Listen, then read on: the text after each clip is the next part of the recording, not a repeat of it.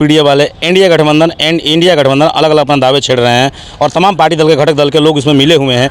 लेकिन आपकी पार्टी कैसे देख रही है 27 के चुनाव को? देखिए 27 का चुनाव तो हम अकेले चुनाव लड़ेंगे, इसलिए कि हम अपने एजेंडे पे चुनाव लड़ेंगे। आज अखिलेश यादव जी पीछे पीडीए की बात करते हैं, लेकिन मैं तो पूछता हूं अखिलेश यादव जी से कि आप सामाजिक न्याय समिति की बात क्यों नहीं करते हैं? आप जी रोहिणी आयोग की बात क्यों नहीं करते हैं? आप माननीय सर्वोच्च न्यायालय द्वारा सुझाव दिया गया कि ओबीसी का आरक्षण लूटा जा रहा है, उस पर बात क्यों नहीं करते हैं? तो अखिलेश यादव जी पीडीए की जो बात कर रहे हैं, शुद्ध रूप से पीडीओ को धोखा देने के लिए बात कर रहे हैं, अपना उल्लू सीधा करने के लिए बात कर रहे हैं। पीडीए से अखिलेश यादव जी का दूर दूर तक कोई सरोकार नहीं है। चौहान समाज पर आपकी पार्टी कितना प्रभावशाली होगी? देखिए, ये तो पॉलिटिकल पार्टी है। मैं जातिवाद की बात नहीं, मैं तो राष्ट्रवाद की बात करता हूँ। जनता क्रांति पार्टी राष्ट्रवादी का एजेंडा ही राष्ट्रवाद पे टिका हुआ है और जनता क्रांति पार्टी राष्ट्रवादी का जो एजेंडा है, सबसे पहले तो मैं शिक्षा की बात करता हूँ। पार्टी का एजेंडे में शिक्षा है।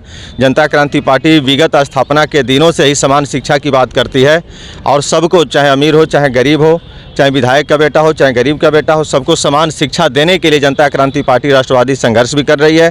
पिछले कुछ महीना पहले। नमस्कार, इस वक्त जनपद बलिया में और ख़ास बात करें तो छोटी काशी रसड़ा में मेरी मौजूदगी है और इस वक्त राजनीतिक जो सरगर्मियां हैं वो कहीं ना कहीं अपने चरण सीमा पे है। वो चाहे बात किया जाए पंचायत चुनाव को लेकर, बात किया जाए 2027 के चुनाव को लेकर, बात किया जाए बिहार का वर्तमान चुनाव को लेकर, सभी पार्टियों ने अपना दमखम लगाना शुरू कर दिया है। इसी क्रम में मेरे साथ जुड़ चुके हैं जनता क्रांति पार्टी के राष्ट्रीयवादी कमलेश चौहान जी, जो राष्ट्रीय अध्यक्ष हैं। उनसे हम बात करेंगे सारे पहलू पे कि इनकी पार्टी का जनाधार कैसा है और इनकी पार्टी चौहान समाज से जरूर आते हैं, क्या कुछ कहना होगा और चुनाव को कैसे देख रहे हैं और इनकी पार्टी का जो रवैया है वो कैसी है, वो आपके सामने मैं प्रस्तुत करने का प्रयास करूंगा। और इस वक्त लाइव तस्वीरें देख पा रहे हैं छोटी काशी रसड़ा यानी रोडवेज में। देख सकते हैं कि रोडवेज की जो बसें लगी हुई है और ये छोटी काशी का जो कि बस अड्डा है और यहाँ पर अचानक मुलाकात होता है कमलेश चौहान जी से और हमने इनको बोला कि रुकिए और कुछ राजनीतिक में कुछ हलचल जो चल रही है उस पर हम बात करने का प्रयास करेंगे। तो मैं चाहूँगा कैमरा पर्सन फोकस करेंगे और इनसे बात करने का हम प्रयास करेंगे। सबसे पहले अध्यक्ष जी, आपका स्वागत है। मैं तो सबसे पहले आपको धन्यवाद दूंगा और आपके चैनल को, आपके श्रोताओं को, सभी लोगों को मैं धन्यवाद देना चाहूँगा कि आप आज हम लोगों को कवरेज कर रहे हैं। हम लोगों की बात अपने चैनल के माध्यम से जनता तक, देश तक पहुंचाने का काम करेंगे।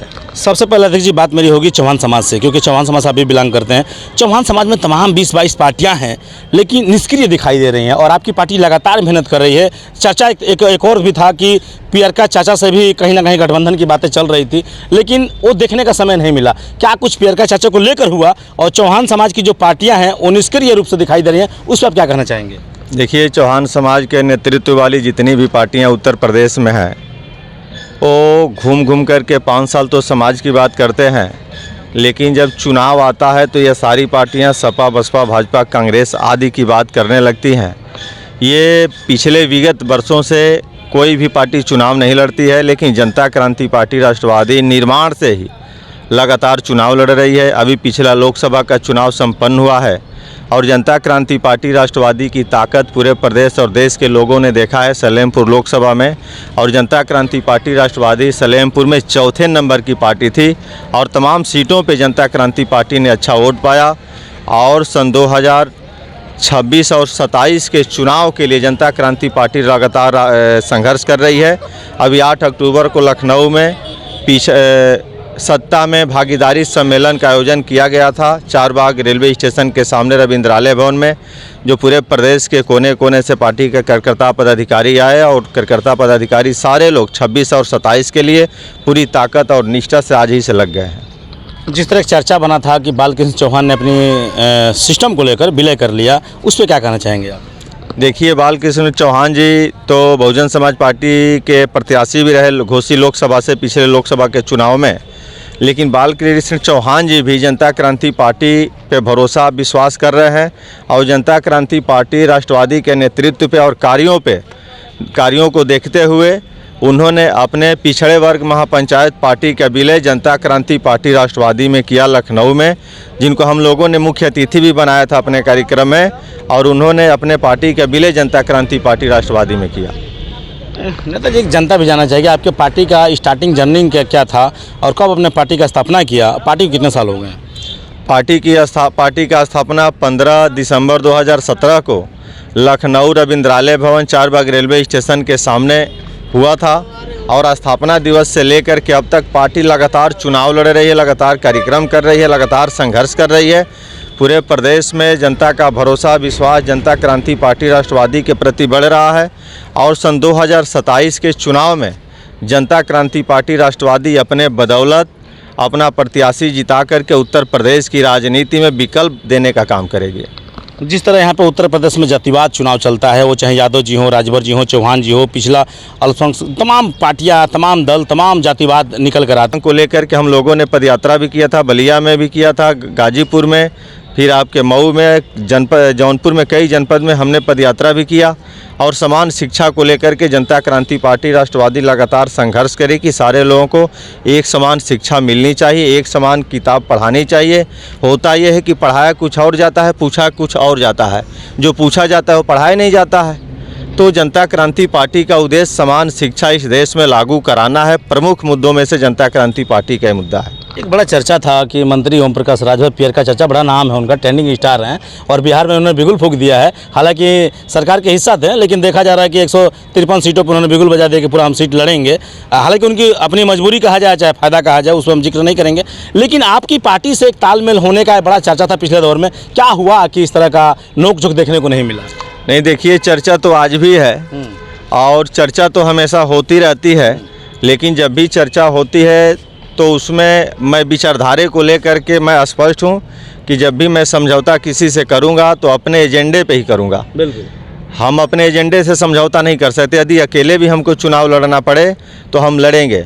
अभी ओम प्रकाश राजभर जी का एक लेटर वायरल हुआ था कि हमने सारे दलों को लेटर भेजा है कि ओबीसी आरक्षण का बंटवारे को लेकर के। अब उन्होंने लेटर भेजा है कि नहीं भेजा है ये तो वही जानते हैं, वो सरकार में है। आप लेटर भेज रहे हैं, उससे अच्छा है कि आप मुख्यमंत्री योगी जी से कहिए, अमित शाह जी से कहिए, जो मुख्य प्रधानमंत्री मोदी जी से कहिए। ये लेटरबाजी करके जो ड्रामा फैला रहे हैं, जो जनता को दिखाना चाहते हैं, वो लेटरबाजी से कुछ नहीं। अखिलेश जी तो बंटवारा करेंगे नहीं, इसलिए कि अखिलेश जी पूरा मलाई अकेले खा रहे हैं। मायावती जी तो बंटवारा करेंगी नहीं, इस टाइम तो विपक्ष के नेता हैं वो लोग। तो वो उनसे आप लेटरबाजी क्यों करते हैं? आप अपनी बात, जिस सरकार में आप शामिल हैं, आप अपनी बात सरकार से करिए ना, तो सरकार से नहीं कर रहे हैं। तो इस मांग को लेकर के भी जनता क्रांति पार्टी राष्ट्रवादी स्पष्ट है कि जो ओबीसी का आरक्षण है, इस आरक्षण का लाभ कुछ ही लोग ले रहे हैं। ये मैं नहीं कर रहा हूँ, ये इलाहाबाद हाई कोर्ट 11 सितंबर 2013 को कहा है, या माननीय सर्वोच्च न्यायालय दिल्ली ने भी कहा है। इस बात को सामाजिक न्याय समिति, जो राजनाथ सिंह इस प्रदेश के मुख्यमंत्री थे, तो राजनाथ सिंह ने इस बात को कहा है। राजनाथ सिंह के द्वारा बनाई गई सामाजिक न्याय समिति ने भी अपनी रिपोर्ट में कहा है कि आरक्षण का लाभ सारे लोगों को नहीं मिल पा रहा, कुछ ही लोग ले रहे हैं। तो तमाम जोगी जी की सरकार में जीरोहणी आयोग बनाए, तो इसने भी कहा, राघवेंद्र आयोग बना, इसने भी कहा।